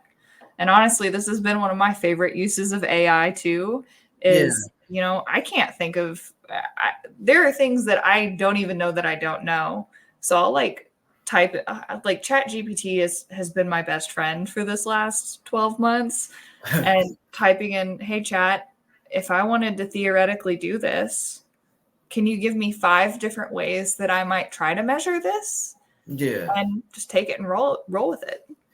What do you think? You're just giving them the ammunition to fight us after they've killed us when we're ghosts and we try to haunt them. That's all you're doing. I want you to know that. The AI? I'm sorry to interrupt you, Dan. I'm sorry. No, you're fine. I was just going to ask, what do you think about some of those tools that they use, like the one I think you were talking about, where like they measure with that infrared camera, and then they see the stick figures. SLS. Yeah. What is the other one where you like it's picking up the white noise from the radio, and like you ask a question? The spirit box. Spirit box. Thank you.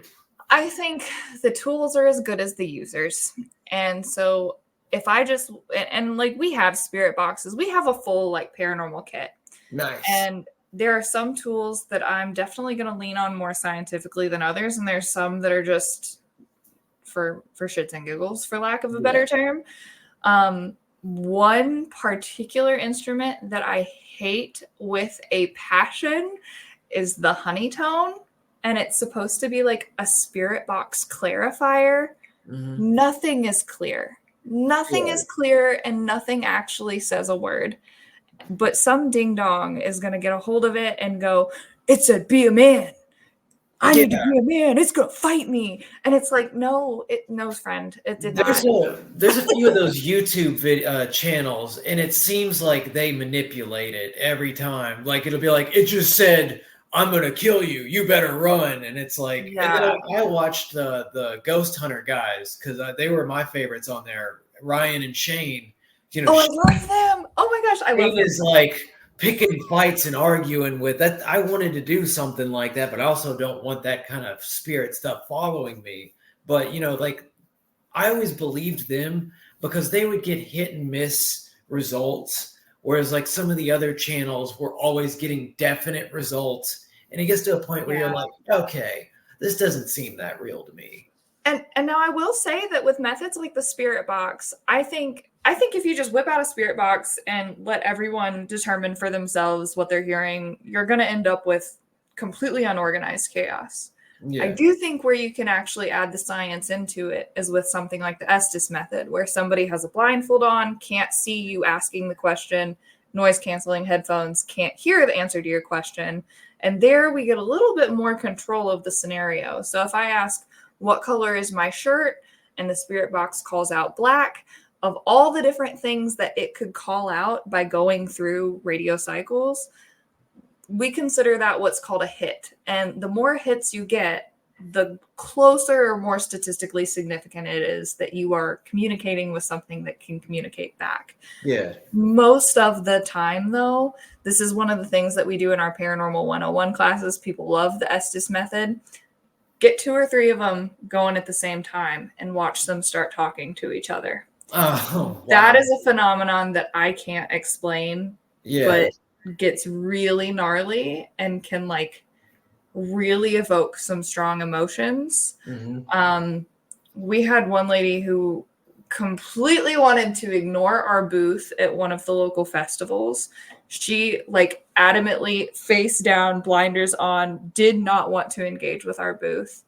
And we had an active spirit box session going where someone was blindfolded and had the canceled headphones on. And she was calling stuff out, and she called out like Elizabeth. And that lady turned beet red. And because of the crowd, she couldn't move any further. And it said something like 8 months ago. And this lady started weeping. And it said another 2 or 3 different things. And like, while it seemed nonsensical to us, like we wouldn't have put it all together, that lady who 110% did not want to talk to the spooky ghost people, like ended up coming over and being like, what the hell are you doing? I don't like this. But like, that stuff happens. Like when you start playing with this stuff, you're opening yourself up to having some uncomfortable experiences. But of all of the ghost shows out there, Ryan and Shane make me laugh the most. Oh yeah, it's your boy, Demons. I'm definitely a Shaniac. I think Ryan is hilarious, but Ryan is exactly what we're kind of trying to combat, in that there's like pseudoscience and pseudo-skeptical, and they are both. Shane is pseudo-skeptical, Ryan is pseudo-scientifical, but they cancel each other out, and every once in a while you're like, oh, hey, that's a red flag. What happened there? I was going to say, I don't take the skepticism as far as Shane does, for sure, because I've seen some things that I can't explain. I mean, my dad was a scientist, but I'm no means anywhere near being a scientist. But I kind of come at things with that kind of pragmatism. There's just some things you can't explain. There's energy manipulations, things like that. I'm not ready to explain. But at the same time, I'm not afraid of everything like Ryan is. Yeah. I hope he breaks from that eventually. I think he'd have more fun if he just accepted it and let it happen. Yeah. I did have a question for you because of your background with working with animals and your other background. What do you feel about the psychic abilities of animals? Do you think they can connect with humans and people other than dogs? Dogs are a definite. Your animals in the wild. Or do you think they're just cut off cold from us? Or do you think they talk amongst each other with psychic abilities? I know that dolphins can use telekinesis, but how do you feel? Dolphins so I don't hate abide by dolphins. the laws of physics. You hate dolphins? Wait, what did you say about the laws I of said physics? they don't abide by the laws of physics. Can't I explain any of that.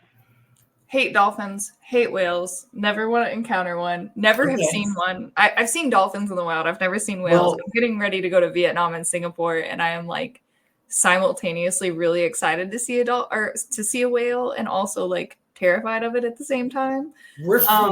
We live down near the beach area in North Carolina. We're all up here in Raleigh now, but you see dolphins out there, especially in the mornings, but you don't want to be around them because they can do some mean things to people. I saw that episode of King of the Hill. Yeah, that's exactly where I was going. Yeah. I haven't trusted them since. Now I don't have an irrational fear of them. That's, I'm not going to fight a killer whale. I don't like chimps. And also, like, there's been times I go out to petting zoos, and I don't know if the animals are picking, like, ostriches were the main one. Like, I just saw it kind of looking at me with a look, and I'm just sitting there like, okay, terror bird, do not mess with me today. But how do you feel ostriches about are bullshit, dude. Do you think they have the ability of psychic abilities with us? I think that that's where we get into like the electromagnetic field conversation. And I think that they are very sensitive to fluctuations in our electromagnetic field. And when you think about the way electrical impulses are given off, like so say your heart rate's like 60, you're chilling, you're totally fine, you know that dog up, like your dog is going to come up with you and just like chill on your lap or whatever. Yeah. I think that was very much the case when we were dealing with the exotic animals. So like you're dealing with a hyena, like they're geeked out, but the second, you know how people are like animals can smell fear? Right. I think that's really them sensing the change in your heart rate and the way that impacts your electromagnetic field. That's my personal theory. I would love to like strap some people into some medical devices to test for that a little better. Something to kind of go along with what you're saying. I know that I've heard that by us putting shoes on, we've kind of taken ourselves away from the electromagnetic part of the world. And that's kind of why we don't connect with it as well as we used to. I don't know. I've heard there's a guy, one of those lives in the woods guys. He goes around barefoot, and he said that's why. And ever since he started going around barefoot, he's like connected with like weather patterns and just the nature itself out there. Yeah, and like mycelium react to electromagnetic field stuff too. Like we've done the research on plants because it's botany. We've done the research to see how they communicate, but we haven't seen how we react to their communication. But I will say, like, this is a good spot for me to add. Like, I was telling you about that experience where like the ball fell off the bed and the psychokinetic studies. On all the ghost shows I have ever seen, they have been like, oh, the EMF is going up and something's going to happen. Yeah. Well, our actual like research showed that when the EMF declines is when something is going to happen. So whether that is energy is being exerted and then the motion is, or the energy has been transferred, so our readings are lower, we are regularly finding that EMF decreases are where phenomenon happens. Okay. I have a question for you. And this maybe this is something that helps you out. Would it be beneficial to put an EMF reader above wherever you're at, ceiling, second floor, because that energy is going somewhere, right? It's being consumed. It also has to be released. So would it be going in vacuum style, released volcano style? Are you talking about like when they die, Richard? No, I'm talking about the ghost activity. You know what I mean? Like it's got to go. It can't just disappear. That's the whole thing of energy, right? That's right. The pillars we have. Granted, we're not talking about traditional science, right? I mean, is that something you guys have ever done? Have you ever tried to measure the direction it goes? Well, I think that dives you into psychokinesis, because some of the theories behind psychokinesis are that you are using electromagnetic frequencies to manipulate objects. So I think people fall into a few camps. Some people, like energy vampires, may pull in so much energy that they are just exerting it in every direction, and that's why everyone is uncomfortable around them. Other people are probably, like you said, the volcano people, and it just goes ambiently out into the world and spreads out, and that's probably the way most people operate. But I think that there are people like energy healers, people who practice Qigong specifically. If you go look up the Qigong videos on YouTube, people will like touch somebody here and you'll see like someone will touch a forearm and their wrist will twitch. Yeah. And it's where that practitioner is touching causes a reaction further up or down in the body. So I think some people have figured out how to manipulate and direct that energy, and other people just let it fly around and go wherever it needs to. Well, to kind of go along with what you're talking about, I'm a musician and a songwriter, and I mean, I don't have like formal training behind it, but like sometimes I'll be in a certain mood or a certain vibe, and I'll sit down to write a song, and it'll just come out. Richard's been a witness to it. Like they'll be like, "Wow, when did you like make that up? Or when did you start writing that? I'll be like, I just made that up 5 minutes ago. And I know that the guitarist of Radiohead, he believes that every song already exists and it's just a frequency that you have to pick up on and you tune yourself to it and then the song comes out. I don't buy that far into it, but it is kind of interesting how like I'll be in a certain mood or vibe and I'll be wanting to get that out and then a song will manifest out of me in like 5 minutes. And it's not like I'm like, all right, well, I'm using the Aegean scale or I'm using the blues scale in E minor. It just happens. And on the flip side of that, if somebody listens to you performing that song, the chances are they're going to pick up on the emotion that you were feeling writing the song. Yep. So I think like musicians are some of the best magicians that are out there just because of their ability to capture that energy and spread it. Mm-hmm. So I think there's a lot of dynamics into this. And that's one of the reasons I'm so geeked on studying this topic is because it's like the forefronts of science here. Like there are frontiers we have not explored, but it's becoming more and more okay to dip your toes further in the water down this scientific journey. And all the way from hospice care to neuroscience, like weird shit is happening and I'm here for it. I am here for that ride.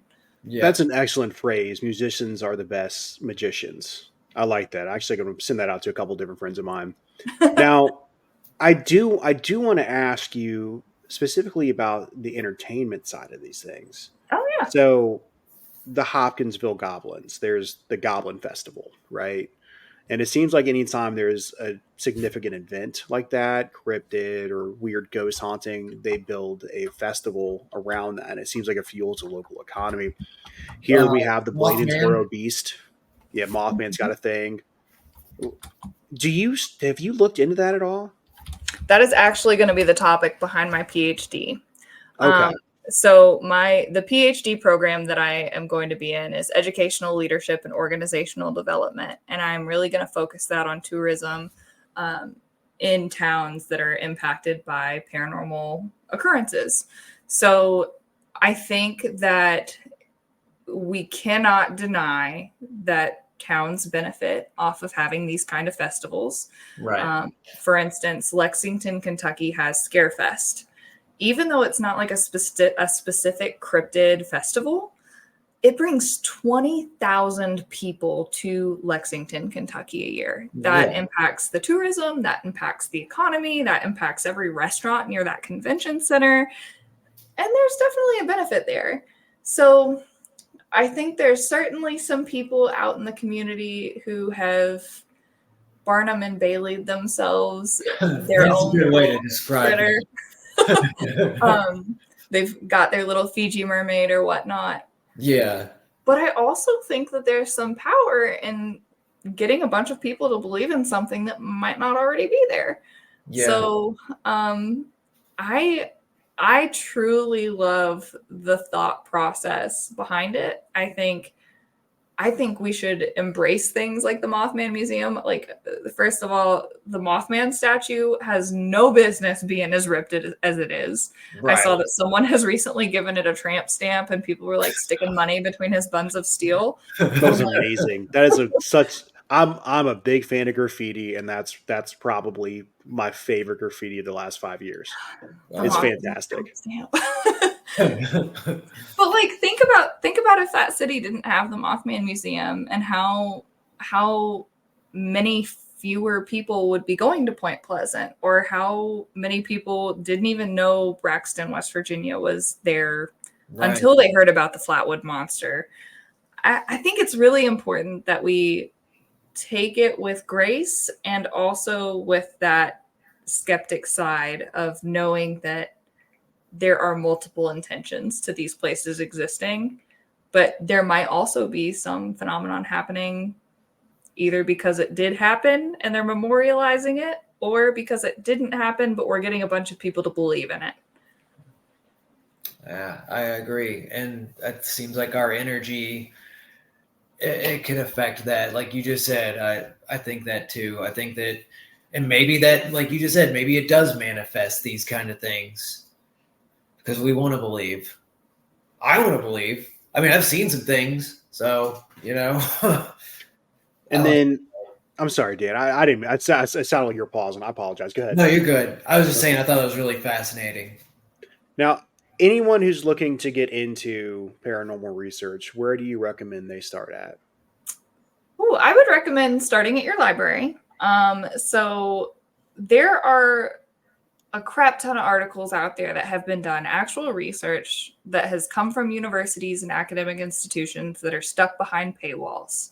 However, most libraries, universities have access to like EBSCOhost or other academic databases where you can go and search these things for free. And let me tell you, I love me some librarians, because if you walk into any library and say, help me find the spooky thing, they are going to light up and they are going to go so hard down the rabbit hole with you. And actually, so Courtney Block is one of the Boo Bays. She's one of Boo812's members, and she's written 2 textbooks on researching the paranormal. And so she's a research librarian. She works at a university, and she is an expert at helping people find legitimate articles to explore whatever they're exploring. So I would definitely point people in the direction of their library. I would definitely point people in the direction of their local historical societies as well. Paranormal stuff is like the great unifier between generations, between religions, cultures, and everything. Everyone's got that one weird thing that happened to them. And most towns have that one weird person that something happened to that they want to talk about. And also, like, give some praise to your local paranormal tour guides, because I don't as much like the big, like, nationwide, like, chains, like, hey, come up with all the stories that you can. We're not going to verify any of them or fact check any of it. But your local paranormal people generally do some pretty deep research on their haunted historical tours if they're local. Ooh, that made me just think of a question for you, because you were talking about historical societies and the tying into that. Why do you think there's so much that what's your take on why there's so much based upon, like, history? Like, how come we don't have as many current cryptids or ghosts that we follow or anything like that? Why does it always seem like it's going to be around the early 1900s, late 1800s, or beyond, before then? I think it's convenient, first of all. I think it's convenient to say, hey, this happened way back then. Mm-hmm. And I think now, in the age of social media, if someone comes out and says, hey, like, for instance, in Louisville, we have a cryptid called the Demon Leaper, who is a gargoyle that leaps from balconies in old Louisville. Okay. From place to place. I think now if somebody came out and said, hey, I think I saw a gargoyle, like, that's a fast track to getting on antidepressants or antipsychotics. Like, and I think back in the day, or back in prior days, we were more likely to be like, you saw what? Where did you see that? Let me go see it. Whereas now people just kind of like, are okay, Charlie, like, sure you did. And where's your cell phone video? Right. Yeah, good point. Right. Right. I know that back then a lot of people were also more into the occult, and they had more of this, especially during the Victorian era, I think it was. They were practicing that a lot more. I also have a strange theory myself that I think that they're trapping human energy and stuff in our power lines, and that's what's powering all of our new technologies that we have and whatnot. But I won't get into human that. Souls? Yeah. Okay. I'm pretty sure that's like, that might be the theme to Ghostbusters, the next Ghostbusters movie. They're harnessing the ghost power. Then they stole it from me. They stole it from my mind. Then, if that's the case, but no, I just was. I mean, I tell people it is a joke theory, but one thing that Thomas Edison was working on is he was actually working on a real ghost busting machine, and the guy that he tested it on died, so technically it worked. Okay. But I have a theory that, like, once they started making, like, energy in our, like, current and our electricity, that's what they did, is they just trapped people's souls. And then, now, like, some of us in the afterlife, we have to look forward to passing text messages between a couple of teenage girls. That's going to be our afterlife. But well, and you're actually not too far off from a pretty widely believed theory. So, like, I'm in southern Indiana. I'm not crazy. Okay, thank goodness. so you're like a parallel or adjacent to this concept of residual hauntings. So people always say that the Ohio River Valley is like one of the most haunted places in the United States to be. We've got Waverly Hills Sanatorium. I was about to mention that. Okay. Yeah. In that place, I have the weirdest picture I have ever caught. I caught at Waverly Hills, and I highly recommend it to anybody and everybody who can make the trip. If you do that, stay at the Seelbach Hotel, because the Seelbach Hotel is also a place where gangsters used to get together and mafia people, and there's a lot of energy there. Yeah. You said the Seelbach Hotel? Seelbach, Seelbach. Okay. And they have like a whole underground like speakeasy bar that has been around. We do a bar. Okay. Ever. That's pretty cool. Now, Waverly is that like Witches of Waverly Place? No. Okay. I don't know. I know it's a show. I've never actually seen it. So when I sent you that link to Ghost Hunters, I think I sent you their episode or their new show. I don't know, but I think I sent you that episode because it was we'll go back and watch that one. I'm sorry to derail the conversation. Go ahead. But no, that was that's like a real that was like one of their most their episode with like some of the most evidence. Since you mentioned that place, I was about to mention it. Yeah, and like I've always gone back and forth on how I feel about shadow people, but like if I can I send you all this picture? And so like we were all taught in this class, take 2 pictures. So that way if something weird shows up in one, you've got something to compare it to show what it should look like. So I've got 2 pictures in the exact same conditions with the only light being from my camera. And in one, something is definitely there. I'm not going to tell you where. I'm going to let you see it yourselves. Yeah, absolutely. But if it's cool, I'll send it to you all after. I get sleep paralysis, so I know all about shadow people. And there's some, I don't want to freak you out, but there's some theories that just because we call it sleep paralysis doesn't mean those things aren't there. I know. We have an episode on it, actually. Yeah, it's freaky. Just because we label something, just because we put a name on it, and just because we have found that, hey, things are firing in your head a certain way, doesn't mean that we're saying that whatever is in the room with you is not in the room with you. We're just saying that you're under the conditions that you can see it. I dated another girl that she was around a couple of Satanists, and they did like some kind of like ritual on her. And when we lived together, that was like some of the worst sleep paralysis that I had, and it was shadow people attacking me. She let them do that on purpose?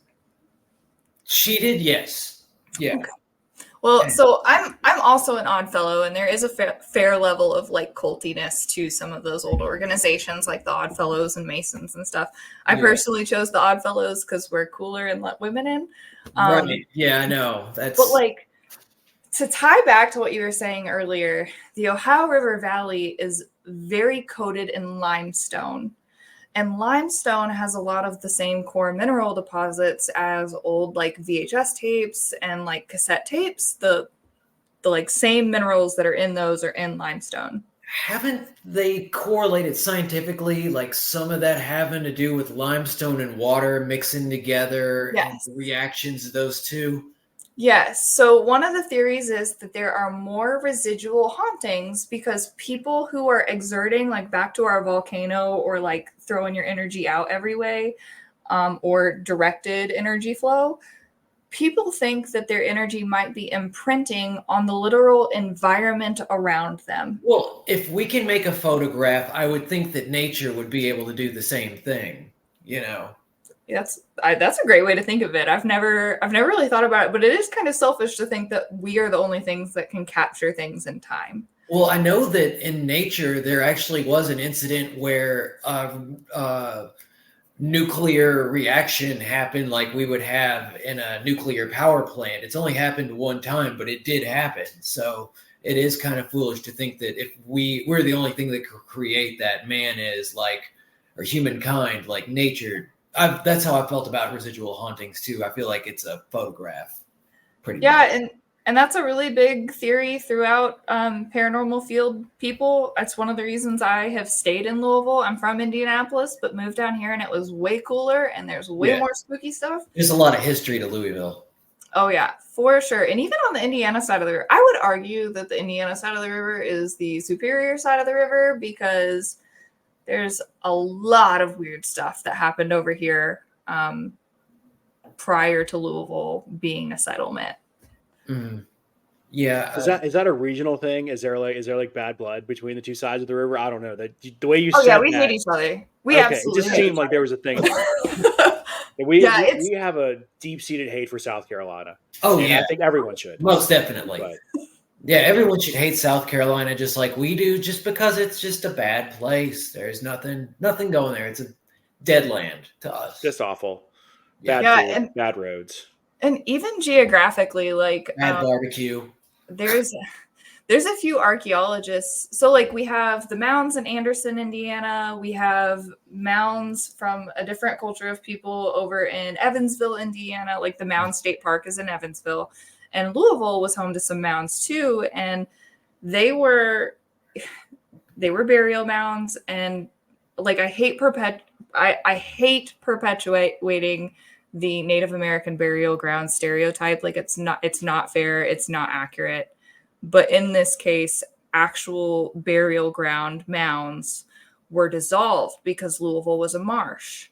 And the mounds were put into dissolved down into the marsh to allow for settlers, like white colonist settlers, to build up what is now the LMPD headquarters.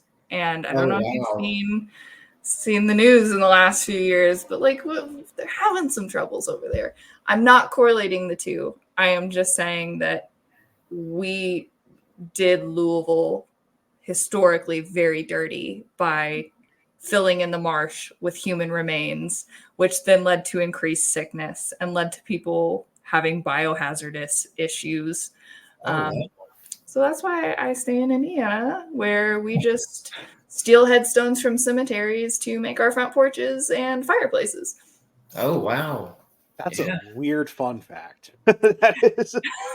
So that's fun. I'll put that on my list of places to never play the When I was in Indiana, I felt the vibe. I know that there's a lot more spirit. There's religious people in Indiana, a lot of religious people. Also, Fort Wayne seemed like the amputee capital of the world to me. Just like a lot of people missing a lot of pieces, a lot of pieces of the puzzle missing, basically. But I wonder why that is. Like I've never heard that, but now I'm like, okay, yeah. Now that you say that, I'm thinking about the people I know from Fort Wayne. You're going to see more than one. It's just the way that works. It's kind of like seeing a punch buggy.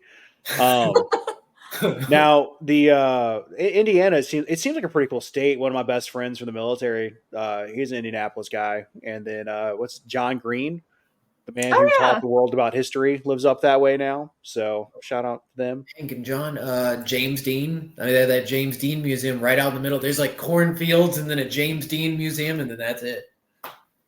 Yeah, and we had Michael Jackson, and that's right. Have two places that Zach Baggins then destroyed after finding actual evidence there, and then he burned them to the ground or convinced the owners to burn them to the ground so no one else could study them. I'm definitely not holding a grudge. Isn't there like a town that was founded by like these religious fanatics and then they just left and disappeared one day, and it's like a real pretty town that they still New Harmony? Yes, thank you. Yeah, it was supposed to be utopia, and again, like my resume is really weird. I was a court reporter for a little bit and did a few depositions in New Harmony, and it's beautiful. Lived a few lives. Yeah. Huh? I said you've lived a few lives. Yeah. I can't get bored. When I get bored, I get depressed, so I stay unbored. I feel but yeah, New Harmony is really cool. They have ghost walks in New Harmony. I heard it's beautiful. Like it's a beautiful little town. It really is, and it's pretty close to Evansville. So if you're looking to like stay in a hotel and not Airbnb it in a really expensive former utopia. It's very short ways away. It's also pretty close to Cahokia Mounds and the Mound State Park in Evansville. Yeah. Don't they have a slab of like some kind of stone from from St. Louis or something like that. Is that part of that town? Gosh, are you thinking of the Brandenburg Stone? Might be. Oh goodness. So that is actually right across the river from me. I am located right across the river from Fort Knox. So Okay. really rural Indiana, getting ready to move closer to the Louisville metro, but still on the Indiana side. Gotcha. But right now I live right across from the Brandenburg, Kentucky area. There's a stone there. It's said to have some cool woo-woo relevance. I don't know a whole lot about it, but I know a lot of people who are really into it. I think that stone, even though it's called the Brandenburg Stone, is now in Charlestown, Indiana's library. Okay. There's also a plethora of mummies and human remains in Louisville. Like we have a mummy problem, and we won't give them back. And Is that like just for shits and gigs, or like did y'all just like British Empire the mummy? So one was a Baptist. Oh, go ahead. I was going to say, Mamma Mia. Yeah, so we have two martyrs from like 700 BC that a local Catholic church has, St. Magnus and St. Bonosa. There's some studies that have been done on those. Air quotes studies. I actually wrote a blog about the human remains in Louisville and why on earth we have 4 sets of human remains. We also have Eastern Cemetery, which has like 300,000 bodies buried in it, but it's only like a couple miles long. Wow. And they had been disinterring bodies and like stacking bodies. That's what I was going to ask. That's really only weird here. It's because our country is so big. In other countries, like you have a headstone for a few years and then your uncle gets buried on top of you. Right. So, but I mean, if they're going to sell you the plot and tell you that no one else is going to be there ever, it's your plot. Oh, for real. Like, that's a great, it's a great scam. Who's going to sue me? And like the way that they treated some of the human remains, it was like there's Eastern Cemetery and there's Cave Hill Cemetery. Cave Hill is like beautifully manicured. It is like an art park. It is gorgeous. They have attack geese that are hilarious. And then right next door is Eastern Cemetery, where people were buried without vaults. The floor or the earth is caving in from where coffins have decomposed and bodies have done their decomposition thing, and the ground has just collapsed. And headstones have all like fallen over. It's also in like a really popular arts district with a ton of bars. So like, of course, kids have broken in and done terrible things back there. That's one thing that I don't mess with, and I don't like to be around people that like desecrate graves or do anything like that. I've seen people do that I've been with, and I will just quit hanging out with them because that's something I will not do. It's like bad energy. Yes. Why? So I mean, risk reward. You know what I mean? Right. Like, one, it's a bad story, but 2, like I'm a very petty person. I will haunt the fuck out of you. Oh yeah. You know what I mean? Like, last thing I need is someone to be like, okay, cool. This is where I'm spending the next 100 years. Yeah. Right. And I mean, if I'm dead, I got nothing better to do anyways. I might as well track them down and spook them. And like further to your point, you mentioned Europe earlier. So I have a pen pal who lives in Paris, and I went and visited him for a couple of weeks. And we went through like Père Lachaise Cemetery, which is one of the coolest cemeteries I've ever been to. But then we went to the Musée de Vampire, and he was telling us what to look for on gravestones and symbology to indicate that people were like encouraging them. They were going to live so freely that they went to hell. And so it's like an hourglass with bat wings where if the bat wings are open, they were like, I am going to indulge in life's awesome desires and like, screw the church, I'm going to hell. And if their bat wings were closed, they were like people who had the facade of good people who everyone else knew they were going to hell, but they were pretty convinced that they were going to heaven. And then angel wings kind of had the same thing. But while we were there in Père Lachaise, there was an active like disinterment and reinterment of a family. And it was really cool to see like the cobblestone cemetery walkways with the old tombs from like the 1500s and the old wooden caskets being like, not caskets, coffins, like not the square style, but like the actual, like think about a vampire coffin style being taken to the different graves. It was really cool. Yeah. Oh, wow. How did you end up with a pen pal? I drew his name out of a shoebox in 5th grade, and he was the only one in the class who wrote back, and we just stayed in touch. Oh, That wow. is so cool. One of our one of our friends of the pod, a guy named Ty, he's our friendly Canadian.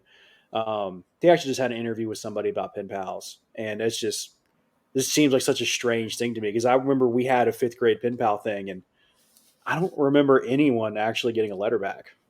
Yeah. I don't recall getting one back either. Yeah, mine wrote back to me and was like, "What kind of music do you like?" And at that time, my edgelord phase was starting, and we bonded over our mutual love of the band Korn.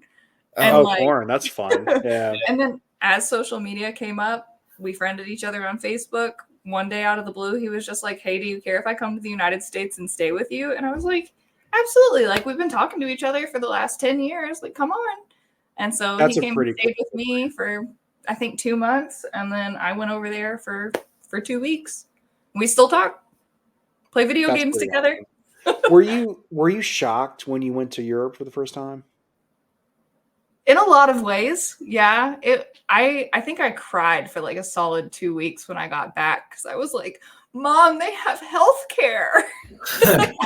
Yeah, it's nice. Yeah, it's pretty backwards. That they take care of their own people. It doesn't make any sense. They got that nice standard of living. They're like they get to live beyond their 70s, unlike us here in America. Fucking commies, man. Fucking. Oh man, I know. So I went to when I was in the UK. I mean, I was up there for roughly a month. Like, it was probably week 2 when I realized just how convenient everything we have over here is. It's like I can just go to Walmart like now and just buy stuff. They can't do that over there. Like, you need to plan your shopping because they actually close the stores, and it's like, wow, there's not a McDonald's every 500 yards. This is crazy. It was such a weird. It was weird because I mean, they look like us, but you know what I mean. That was a strange thing for me. It's like your whole world's different though. And I would say, for as much as I felt culture shock going to France, he was even more culture shocked when he came to the United States because, of course, the first thing we did was go to Walmart, and then go to the shooting range and shoot AK-47s. Like, of course. I wanted to give him the full American experience. So Walmart, shooting range, and like I think we took him out on a 4-wheeler and out on a boat on the Ohio River or something like. Did he leave with a mullet? Really lived the redneck style. Just fun. I just think it's funny that this French dude's coming back with a mullet and an American flag tattoo. American flag tattoo on his face. The only English he's really good at is "hell yeah, brother." Oh, and it would kill me too because Pabst Blue Ribbon. Well, in Europe, they learn multiple languages. So, like, we got really hung up in a Qdoba because everyone working at the Qdoba spoke Spanish, and I didn't speak Spanish. And he was having trouble speaking English because it is not his first or second language. It's like his third or fourth. And so he eventually just gave up, heard them speaking Spanish to each other, and just like ordered in Spanish. And everyone was just like, what? But like, it was way easier for him to communicate in Spanish in the United States than it was English in the United States. Yeah. Oh wow, that's fun. Well, I imagine regionally too. Dialects are so different because there's a place it's called Down East. Oh yeah, it's a mix between like old places. British. Yeah, go ahead, Dan. I was gonna say they're kind of like on an island, so they're kind of isolated. There's 3 places in the world that's considered this dialect, but it's basically it comes from like Ireland, and when they moved to America, they stayed to themselves. Their family trees kind of go whoop, just like that. But genetically pure, like salt water's in their DNA. They call them Down Easterners, and they say stuff like "Hoi toy is coming." You know, they talk like that. Hoi toy. You can't really. Unironically, that's how they talk. I remember I had always. I'm originally from Maryland, and I'd moved down there, and I don't remember why I was out that way, but I remember there's like 4 roads, and I got lost. Well, and this is before pretty out GPSs there. were a real thing. And I remember asking somebody for directions, and I was like, "Thanks, man." I just drove around. I eventually found the bridge, but well, Katie, it's been so much fun talking to you. Do you have any pluggables? I know. Yeah. So it has been awesome talking to you all too. This was really, really fun and went way longer than I expected, but like in a great way. But I do have a couple pluggables. So Boo812 is hosting Midwest BooFest. It's August 3rd in Jeffersonville, Indiana. We are looking for vendors and sponsors. So we will also have an online component of it. So if you can't be here in Jeffersonville and you still want to see the people who are talking about the cool things, talk about the cool things, we are going to release tickets for an online version of that too. And if you want to come party with the weirdos, please, we encourage you to come party at Midwest BooFest. And funny story, like, do you all know what boofing is? Because we didn't. Boofing? I heard the word boofing. Boofing? No, I don't. That's okay. Be another language. So it's apparently doing drugs through your butt, which is funny because we have a regional store called Butt Drugs. Like I have a shirt that says I love butt drugs.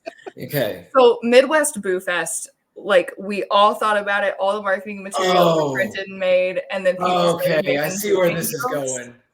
And our logo is Boo812, and people call us Boo812 all the time. So like we just roll with the jokes at this point. Yeah. But we are looking for more people to come be vendors and come get engaged in the paranormal community. And we also host Paranormal 101s, and we are a 501c3 nonprofit. So if you all are ever interested in getting involved in any studies or getting involved in just encouraging the creepy culture of the world, we're here for it, and we do a lot of talking around the world. Boob12, that's hilarious. Boob12. Well, 8,008 is the second best number, only to 80 or 8, whatever, 80,002 because I'm saying that because boobs. So, all right, well, hey, Katie, just hang out for 1 second. Again, everybody, thanks for listening.